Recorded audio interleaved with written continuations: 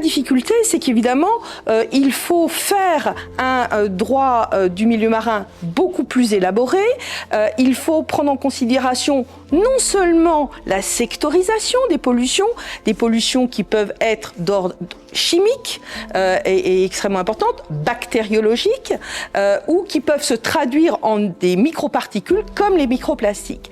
Et donc il faut faire évoluer le droit de la protection du milieu marin à l'échelle régionale, mais aussi en tenant compte des effets cocktails de toutes ces pollutions, et ça donne un certain nombre d'accords internationaux dans ce domaine. Récemment, il a fallu s'intéresser aux espaces internationaux, c'est-à-dire particulièrement à la haute mer.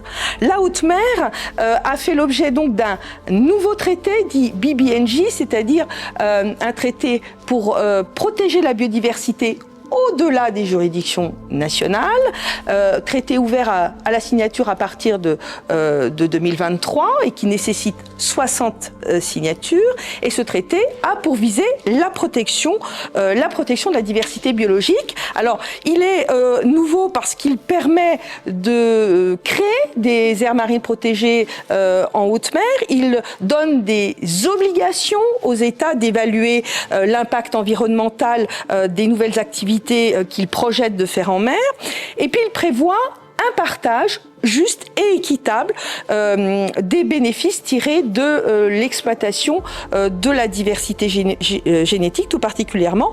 Et enfin, il prévoit un renforcement des capacités des États en développement en matière de recherche scientifique, puisque bien sûr les pays en développement ne disposent pas des mêmes capacités de recherche, surtout en haute mer, des zones extrêmement éloignées, et donc qui nécessitent des moyens financiers et des capacités de recherche de très haut niveau. Le droit applicable en mer se développe à l'échelle des régions, à l'échelle internationale, et on attend beaucoup de l'accord BBNJ qui s'intéresse à l'espace internationalisé, c'est-à-dire au-delà des zones des juridictions nationales. Qu'en est-il maintenant du droit du climat? Est-ce qu'il est en phase ou pas avec ces évolutions?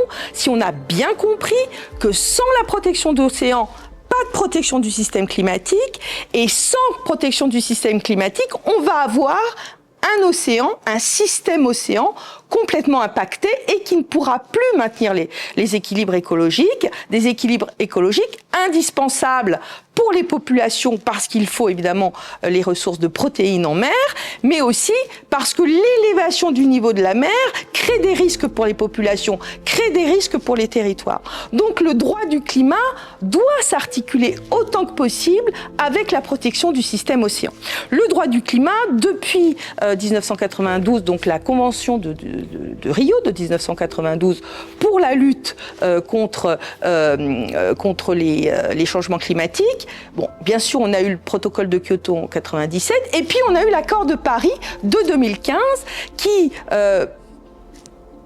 projette que les États réduisent leurs gaz à effet de serre, donc des obligations de réduction pour autant que possible parvenir à rester dans la limite des 1,5 degrés Celsius au-dessus de la date de référence, c'est-à-dire avant l'ère pré-industrielle à l'échelle globale, et puis autant que possible se maintenir en dessous du seuil de dangerosité qui est de 2 degrés Celsius. Pour cela, l'accord de Paris innove en prévoyant des contributions nationales décidées par les États pour atteindre un objectif qui serait donc en dessous des 2 degrés Celsius. Donc là, on est dans un nouveau système où les États doivent proposer des contributions nationales.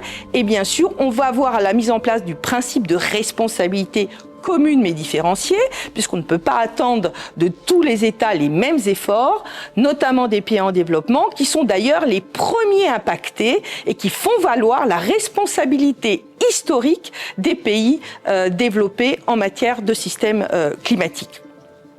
Donc le droit du climat, lui, il a énormément évolué, bien sûr. Il s'appuie sur le développement du droit national, mais il faut maintenant aussi que les juridictions s'emparent du sujet.